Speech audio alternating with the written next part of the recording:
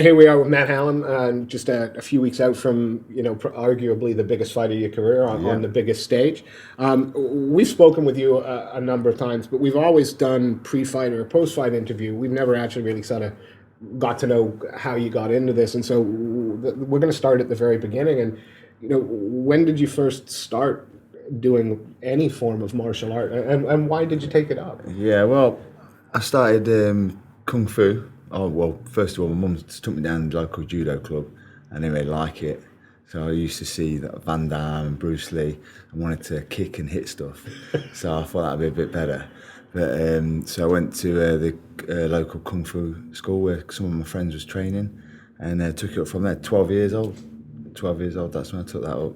And Kung Fu, I mean, we think about Bruce Lee, or we think about, the Manta style, or was there a particular type of... It was Lao Ga, so it was like Kung Fu / kickboxing. But to be honest, I was pretty lucky to get some very traditional coaches, and we was doing styles like the monkey, the crane, obviously towards the black belt, second degree black belt. That's where I graded up to. I did this discipline for like 8 years. And what was it about you went to the judo, that wasn't for you, you weren't punching and kicking. What was it that kept you hooked on Kung Fu and maybe not going to a karate base, or why was it Taekwondo? Or? I think I just really found a good family, and it was just a lot deeper than any other school that I went to, because it was like the turning point in martial arts where a lot of people was going commercial. It was very money orientated, whereas I found the club, and I grew with that club, and it was really traditional. Lots of forms, lots of just really family orientated, and I really knew them personally. So. When MMA started to really raise its head, and we look at the first few UFCs, for example, and it was style versus style as opposed to MMA, as opposed to MMA, it became quickly apparent that the traditional martial arts, they didn't hold much of a place in an actual fight. Are there elements of what you learned that you use now, or was that just the basis for combat and being fit? And yeah, I've been asked that question before. How do you make that transition? I think it was my mum. Oh, that's all right. No, I got how you make the transition, because obviously, if you say Kung Fu, you're not going to stand in the middle of the room doing all this and 1-inch punches. It's not going to stand. So, but the transition where it comes from is reaction time, and feeling someone's body weight, people's movement, just stuff like that. Awareness of how your body moves. That's what I took from there. Also flexibility and some crazy kicks. You know what I mean? So I took that and built around that. Used it as a base. But I think as a fighter, and depending on how good and what level you're going to be at, is how you can make them transitions and understand that, okay, Kung Fu is totally different to judo, but you can't. Each one of them has got good qualities. So I took the best out of that one. Did you compete? You say you got to a second degree black belt. Did you compete? And what's your fondest memory of studying this art?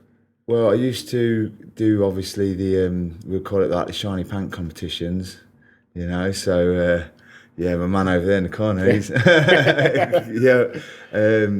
so it was point fighting, semi-continuous. And also kickbox for England on the GB squad. So it was basically it's not recorded, but I was very active as a young lad up to like 18.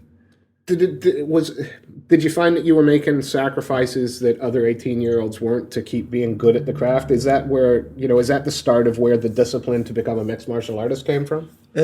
Yeah, I think so. Well, it's a passion for me, because I must have took it on and liked it, because I come from an estate. It's no rougher than any other estate. So, we're just, some of the kids was going out, smoking, doing what they do. Some lads are going football. I took up the Kung Fu, and the guys that was coaching it, I actually started to develop and teach the younger ones. So they had a place for me, and it just kept me on the straight. Are you still doing that kind of coaching and things now, even today? Because I know you juggle a lot, but do you still do any of that coaching? I did have my hand in a school. I was working with kids out of mainstream schools, and I went in there to develop in like physical activities, and was doing bits of boxing, bits of kickboxing, and it just got so busy, and obviously a fighting element where I've got to get a shift on because I've got a few extra years on me than the other lads in camp. Yeah, I mean, so I'm not catching you there, Steve. No, never. That's the problem. You'll never catch me. And looking good for 56. I gotta thank tell you. Mate. Yeah. But this passion, it obviously grew and developed. When did at 18 you stopped doing the kung fu? Was that what happened then? Then I took up boxing. I went onto the amateur circuit. Had a couple of fights, pretty good. More brute strength than technique, but it was winning. And I got to the ABA light heavyweight finals. Lost in the finals, but it was a good experience. Took some good skills from there, and also met some tough kids, and realised that you can't take people out in one punch, and it gives you a bit of humility, in your skills. So you start with kung fu. You make the transition to boxing. You compete at high levels in both. When did MMA enter the picture? When I was after my boxing, I basically got into work, started earning some money, training, just doing some weights, lost sight of my ground base and I used to like doing the splits and doing high crazy kicks. But obviously I'm an extrovert, so I like to do flashy things, and all that stopped. And I thought, oh, man, I'd like to do something again. And I knew one of my guys or one of my friends was training in Bushido. And so I got the address off him. And then I think I first went down to Bushido and had my first class at I was like 24. I think around about 24. Lee Livingstone, Jiu-Jitsu. I thought, I'm going to see what this is all about. And it's great. I thought, wow, this is amazing. And then I just continued this sort of program for about 2 or 3 years of going down there, doing 2 or 3 classes every time I went down there for 2 or 3 days. Met Jimmy, see Jimmy in the wrestling classes. Obviously, we all Thai boxing class. Jimmy would have a little nice kicks, dude. So we noticed each other, and we was like sort of was competing or whatever. I mean, I respected him. Think, well, I know that guy can have a good tear up. So, but I didn't ever have the opportunity to commit fully. And then it came to the time when I thought, well, I would actually like to compete. And Carolina wanted to surprise me. She got in touch with Jimmy Warlhead on Facebook and booked me 10 privates. So he got my number, called me up. Look, man, you don't need to pay for 10 privates. Why don't you just come down and train with us? So that for me was like, oh wow, wicked. Is that cool? So when I came down to train with the Roughhouse guys on their squad. Met Matt Howard, didn't even speak to me. This is my that was it. I thought he tried it to me. It's in the head a few times. They're very hard. He still does. But nothing's changed there. So that, and then with me coming into the squad, I was like, oh, Jimmy, do you think, you get me a fight? And he's like, yeah, definitely. Yeah, I'll get you a fight. So that's when the door opened, and I went to Fight UK, and obviously met my first opponent. I mean, short-lived. Short debut. So, but it was a nice introduction into the MMA world, and a really nice team to be coming into, and have around me. And so you started training with Jim Stone, and you wear the Rough House shirt now, and I assume with quite a lot of pride. what does Roughhouse, and you talk to anybody in UK MMA, they know Team Roughhouse from one degree or another. How proud are you to be wearing that? Yeah, it's amazing. I've had some goals as soon as when I came into the squad via Jimmy, obviously. I was like, right, I've got a few things I'd love to be part of Roughhouse. I started Team Warlord. It's cool, man. You know what I mean? I'm more than happy to be Team Warlord. Absolutely. But for Roughhouse, it's world renowned. And then what was the other question? But did you know, did you know much about sort of the Team Roughhouse before you got involved? What did you know about them as a group of fighters? Yeah, I mean there was the best team in England, and also obviously sent ripples across the states as well. Yeah, with obviously fighters like Dan Hardy, Paul Daly. You got Jimmy. Dean Amazinger, yeah. Ross Pearson. Oh, Ross Pearson, yeah, sorry. So with all them fighters coming from one team, and then for me to come in there and try to, it was my intention. I was like, I really want to try to get in there, break through, and get a good and have recognition for the training. But obviously it's hard work because there's nowhere to hide. If you can't fight, you're not going to win, and you're not going to get that. You're not going to get that tag. Was there any hazing or sort of initiation? Did you have to sort of earn your spot? Or we've seen clips of guys doing Shark Tanks where they do the sparring, and Jimmy comes in, and then it's Andre, and then they're just was there anything like that you had to? There's always going to be sort of that thing going on in the team, because when I come in, Jimmy's brought me in. They don't know what I'm like to spar with. And you have like a certain etiquette. Yeah, I know where you're going. Yeah, you know what I mean. Can't even speak. So, and if you're sparring too rough with guys that don't really know you, they're not going to appreciate that. So, and the other guys will notice, because you're just a stranger to them as you coming in, and they'll just beat you down, man. At some point, someone's going to go. I'll come away there. Not that because I'd like to think my sparring is on one, you get what you see, and if you hit me hard, I'll hit you hard back. If not, then I'm happy drilling.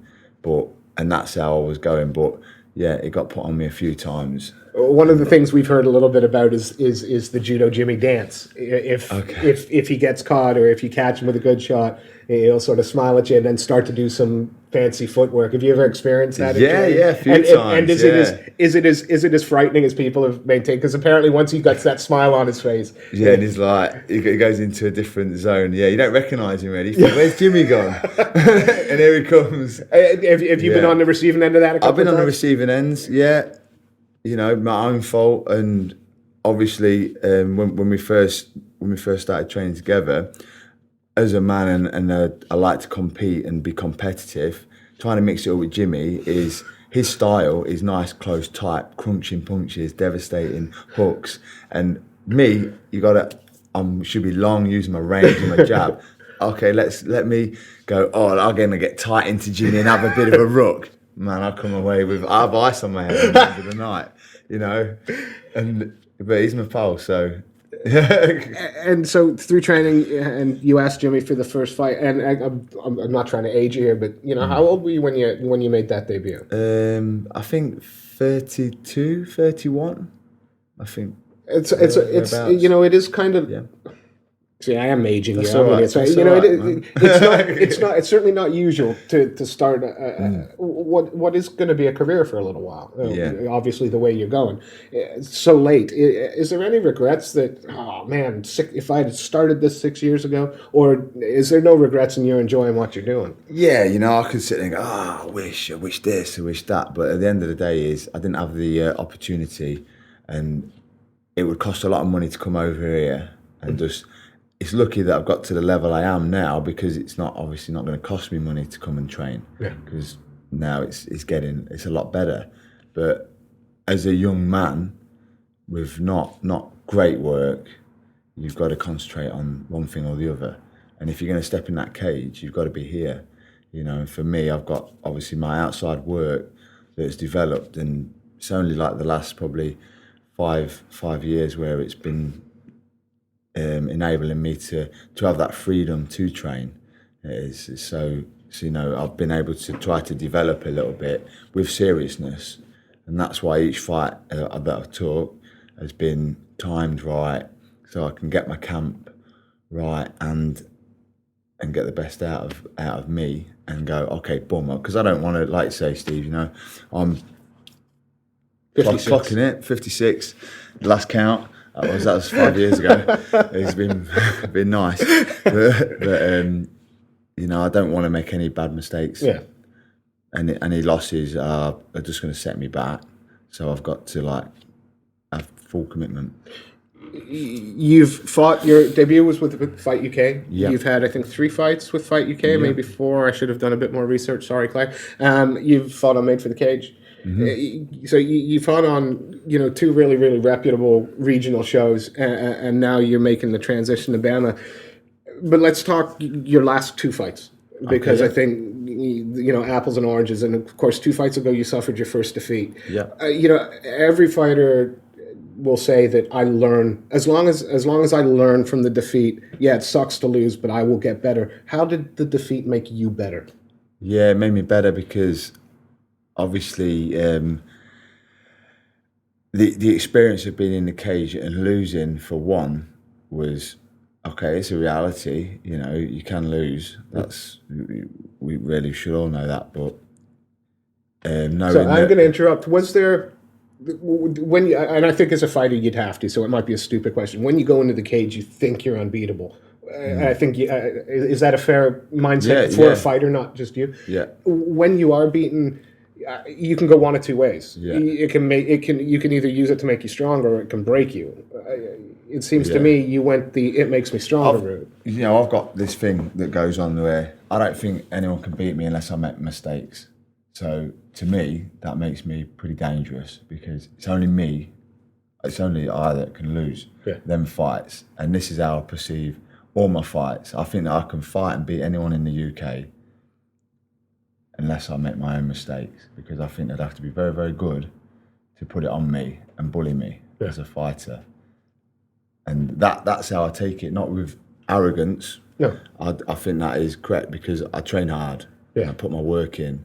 And if anyone comes in there with me, they need to be able to step it up over that.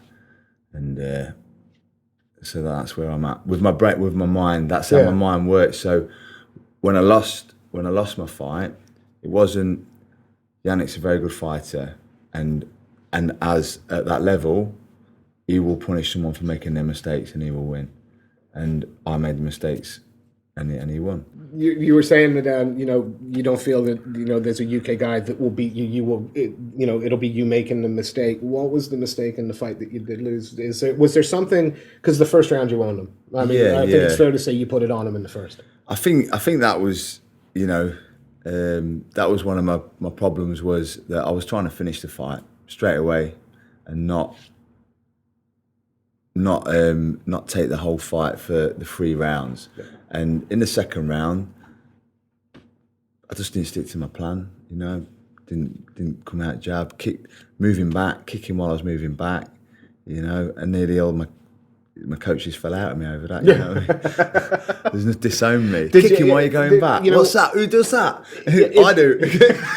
Is there any sense, you know, because you're all fighters and you all put it out there, you know, after a loss like that, how does the teammates, how did the country, is there a bit, you know, did they leave you alone for a little bit, or is a little bit of piss taken? How did they help you? Oh yeah, when you come in and Jimmy's going like, it's going, oh mate, he's got a vagina on his head, trying to kiss it, you know, that's about as far as that's sympathy what you get. That's it. Class. And you're going, oh, let's give it a little rub.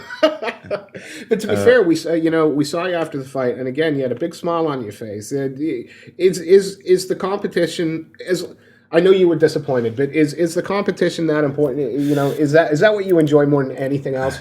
Yeah, you know, I want to walk to the cage. I want loads of people to come and enjoy themselves and watch the show, and I want to give a really good fight, and that's it. I want to win, but if it's just an absolute smash up, then brilliant. Yeah. That's even better. and just get in there, come out.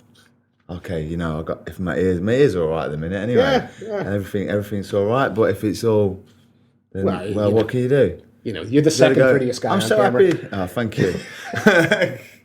You know what can you do? And like also after 8-9 weeks of training, I'm pleased the fight's over. I'm going to be smiling because I'm going to go and have a beer. And then we jumped to the next fight.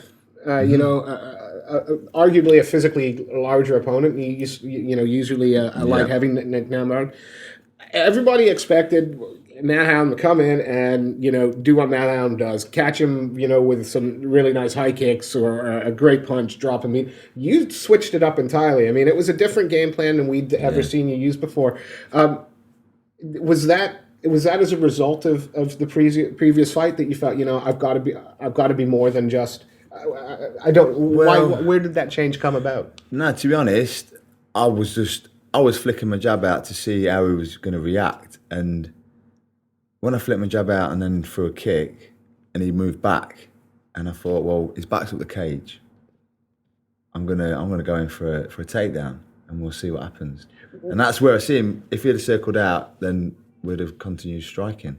So there was no game plan at all to sort of bring this fight to, because this guy was known as a wrestler and a grappler, and again, you were known more as, you know, the stand-up guy. Yeah. You took him into his world and beat him up. Was that wasn't the plan beforehand? Well, the plan was to beat him up. Yeah, but it didn't matter how. Yeah, that's it. It doesn't matter how you get there, as long as you get there. But no, that was that's like I say. I just reacting to him moving back, and when someone's moving back to the wall, where else are they going to go? I thought, okay, let's take down, because I can take big people down, man. There's no problem for that. But your top control was on point as well. It wasn't like he laid there and turtled and tried to, you know, and just tried to suck you into a guard and get a stand up. He stayed, but you can't. You know, again, your wrestling looked like it had improved. Is that? I suppose having your striking background, it will be your grappling that you've seen the biggest improvement in. But would it be your BJJ or your wrestling that you think has made the biggest step since you started? 100% gives me more confidence. Definitely, I've got no worry about the wrestling. You know, thanks to Trev Hoskins, he's like coming in Mondays and Fridays. Wrestling's come on loads there, loads more pressure on no gaps. Don't leave any gaps. And that's basically where I'm at. Don't get me wrong, I'm not firing in, trying to wrestle people down, going to choke them out. I like my striking, but if the opportunity arises, then I'm capable of doing that. You know what I mean? So these guys put that in there for me to use if I need it. And of course, now it's from Fight UK to BAMMA. And so before we start talking BAMMA, you know, I think it's fair to say, without being, you know, a kiss ass, that you're one of the more popular fighters that appear regularly with Fight UK. You know, what if the support that the Fight UK fans have given you? What does that mean to you? Because as I say, you're probably one of the most popular guys they've got. Well, to be honest, when you say like the Fight UK fans, they'll bring them with me, so they'll just go to BAMMA. So, they'll watch me wherever I fight. How important is that to have those people that will consistently follow you no matter where you go? Yeah, that's good. That once again, that's good recognition. You know, so it's a brilliant feeling to go, oh, you know, people actually like what you're doing, and they're like, yeah, wicked, when you're fighting again. Or it gets a bit annoying when you're walking around the Asda shopping with the missus and everyone wants to shake your hand and you're just trying to pick your cornflakes. In your home, is it, you know, without being silly, you know, back home, is it like that? It is like that, because it's a very small place, you know, it's in a little town, and, you know, obviously I've got two things there. Obviously I'm pro MMA fighter, now coming up into one of the biggest shows in Europe, and also I run a security company on the East Coast, so I know a lot of people, and the answer, I know the answer to this, but I'm going to ask it anyway. When it first, you know, when you first realized just how much of a following you were getting, was there any? Did it go to the head at all a little bit? Or you'll have to ask my PA, Carolina Buchek. Did it go to his head? Straight into his head. Really? Yeah. I mean, say that on camera. Yeah, because you know, before you were using you're using social media a little bit more, and aspect Twitter and stuff. But you know, we were getting, you know, big hits on Matt Hallam interviews without you doing a thing.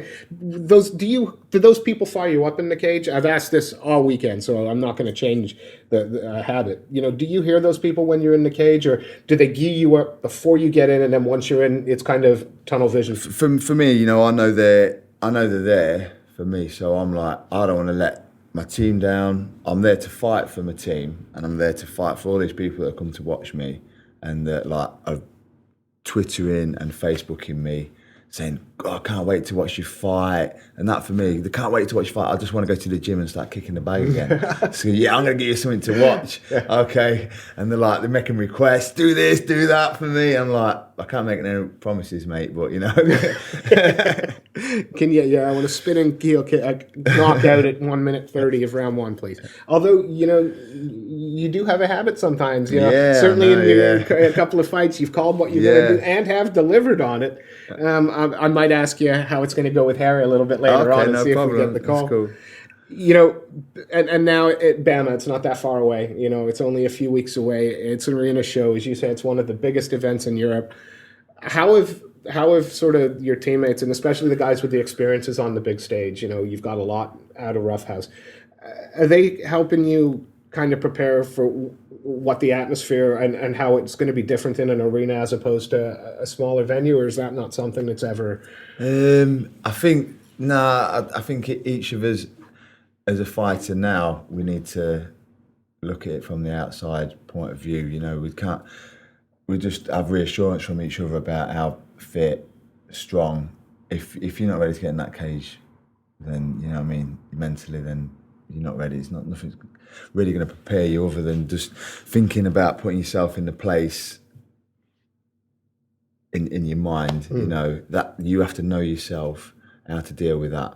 Because I know that I'm going to walk to the cage, or I'm going to get my wraps on. That's the point when I know that I'm going to go to the cage, and if I've got anything going on in there or in there, that's when it comes out. So I just basically sit and have my moments of going rehearsing over that, and obviously the crowd and the lights. Boom, and I just get to the cage and I've got 15 minutes max. So once that cage door closes, the cage is the cage. It could be here, it could be there, it could be anywhere. Yeah, that's it. Just going to get in there and fight good, fight hard. That's it. That's how I manage it. And I think most of the lads think that I'm probably quite cool and calm with going in there, But like any other fighter, I'm sure that we all go, okay, now it's time, man. And that feeling goes, boom. But you now need to pick that up, chuck it away, use it, do whatever you need to do with it. But get in there and do what you're trained to do. Again, we're talking about BAMMA, and you've got Harry McClellan now. 5-2. He's handy. I think he's a decent opponent for you. He's got his two losses have come to guys like Scott Askham and stuff. Yet you're still considered the favorite. If you look at Tapology, I think 84% of the people have it on it. Do you pay any attention to that kind of stuff? Is that important to you at all? No, not really. It's nice to go, oh wow, look, that's in my favour. But to be honest, it's not. It doesn't carry much weight. I don't think. I wouldn't look at it, and if I was classed as the underdog on there, I wouldn't take it in. I don't think it's realistic, to be fair. What do you know about her? Harry, well, obviously, like as he'll be studying my fights. I've been watching his last 3 or 4 fights. I know that he doesn't mind. He won't curve from a fight. Definitely, fighting people like Askham. Definitely on his last fight. Big fight to take for him, and fair play to him. Obviously, he come away with a loss, but in a manner of styles, I think what we're getting at into is it looks pretty rounded, goes to wherever it needs to be going. Whatever level is this is what we're going to meet and see at what levels our striking and wrestling are at for both of us. We did an interview with him yesterday, and one of the this isn't a guy who's talking shit at all. This is an opponent that respects the sport and respects the fact that he's facing you. One of the things he figures is that there's no way you're going to want to go to the ground with him. I think he figures that you're the stand-up guy and he's a bit more all-rounded. You got a comment about that? Do you think perhaps that's a little bit of an underestimation? And any question, we've got to come out of an answer, haven't we? So I don't know, you know, really, I don't mind wrestling. I like striking. If it, like I said earlier on in the interview, if an opportunity comes, I'm more than capable of putting subs on or wrestling. Just because I don't go for them doesn't mean that I can't do them. But I don't, you know what I mean? In no way is he underestimating me in any manner, which I'm not going to underestimate him, because his record is good. Yeah. And he's lost against good guys. There's no problem. Are you going out? Are you going out to this fight with the ambition of, if nothing else, getting fight of the night? Is that what BAMMA can expect now that they've signed you? That you're going to go out and try and steal fight of the night from everybody every time? Definitely, man. I want to get fight of the night. That'd be good. I think that'd be great. You know, for both fighters to get on there and get fight of the night on BAMMA would be tip top. Yeah, definitely. When you visualize yourself winning this fight, because I know you must, do you hear the voice call it out, and the winner by submission, or by the winner by knockout, or the winner by, or do you not think, is that not the point of visualization? Yeah, I don't really visualize me subbing people, to be honest. I just visualize myself kicking people in the head.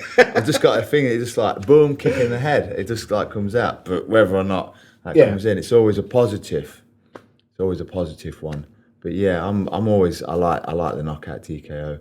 I love it. Is it fair to say, you know, is it not an understatement to say this is the biggest fight of your career? Yeah, 100%. Yeah, definitely. Biggest stage, biggest step up. And at the start of your training camp, you lost, you had a bereavement in your family. You lost your father. Did that make it harder to want to get up into the gym and train, or did it give you another reason to get into the gym and train? It was a bit worrying, because it was like a bit of a roller coaster for a few days when I actually knew that my father was ill, and he'd been given so many months to live. Obviously, it was cancer, so and it sort of didn't take that long at all, and I was just a bit worried how I was going to react to that.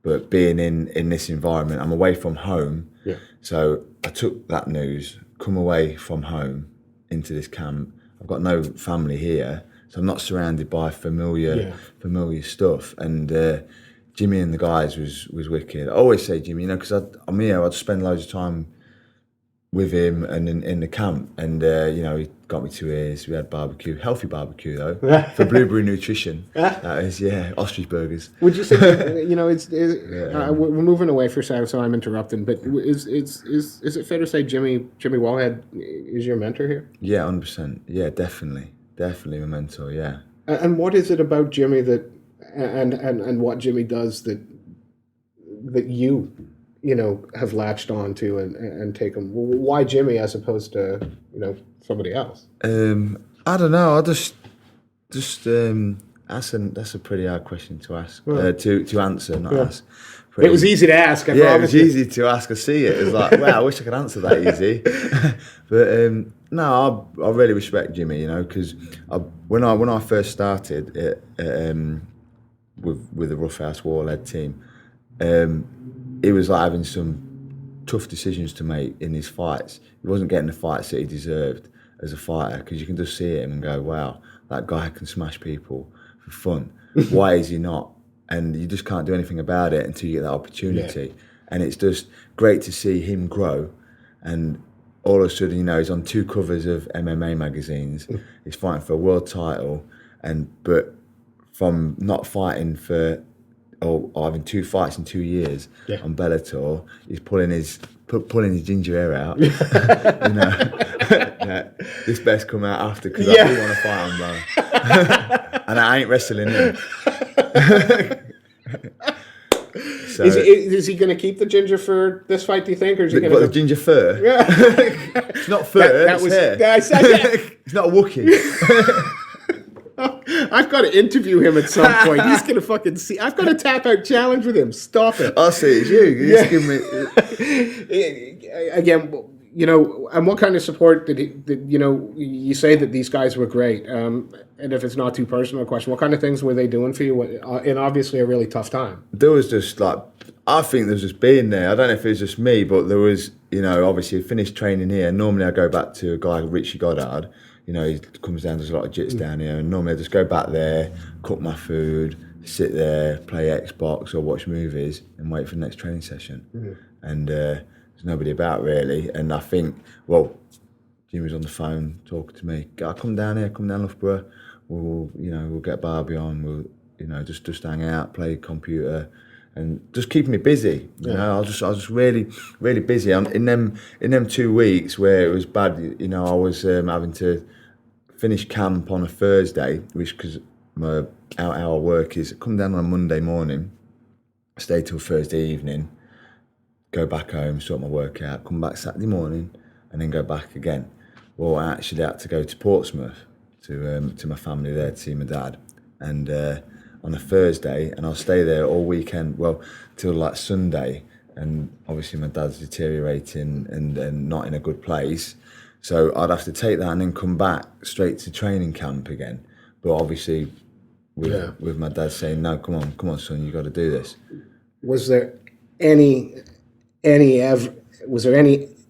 chance that you weren't going to take this fight after that news? Did it play on your head at all that I'm not going to be mentally ready for this? I was just going to see how I was in camp. When I came in, I was like, right, I don't really want to spar.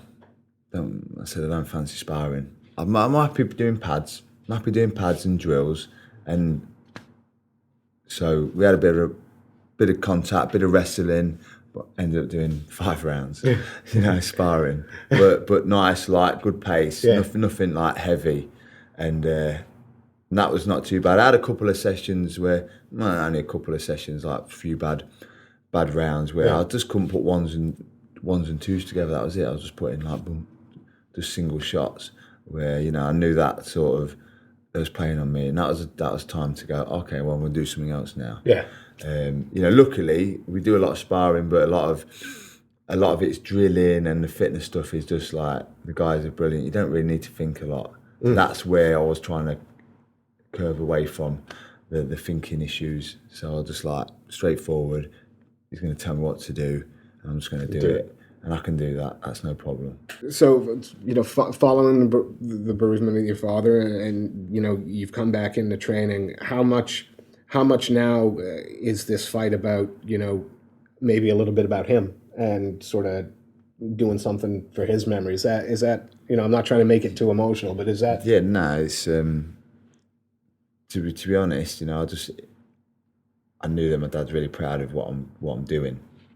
And what I'm going to be doing, and for me to get onto BAMMA and show him some bits of what BAMMA was, it was like, wow, that's wicked, So he was really buzzing about it, and for me not to go in there and give a good top class performance would be me letting him down. Yeah, so I've obviously you're taking him into the ring with you. That yeah, night. I'm taking him in the ring with me and on my shorts. Yeah, awesome. Now, it is BAMMA, and It's arguably one of the biggest cards in one of the biggest events in Europe, and it's arguably one of the best cards BAMMA's put on.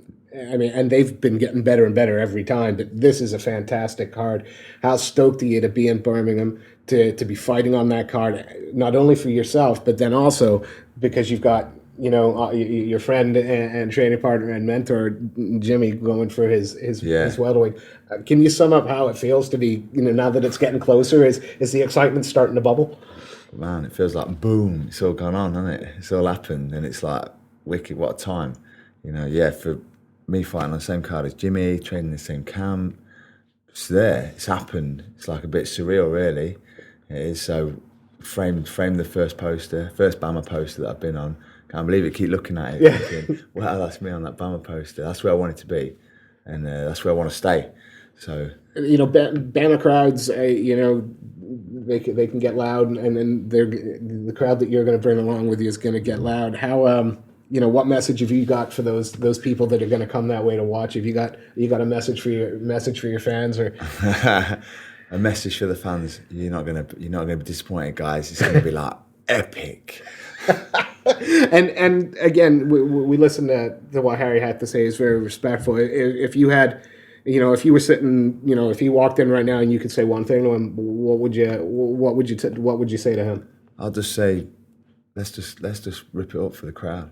Let's just show them what we've got, dude, and then we'll just see what happens. Simple as that. You know, I respect any fighter that's going to get in there and fight. So you know, I think it's a good match. I think BAMMA's do match people up well, and I think we're matched well, and it's going to be who holds it down.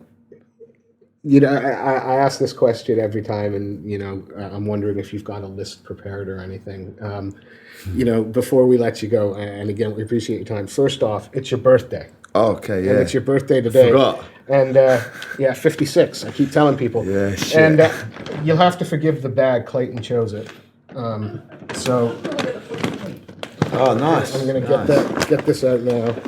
Actually, I'll get the present out first. That's not for you. Because we know your we know your manager has to put up with you in a training camp over your birthday, and you're going to be miserable.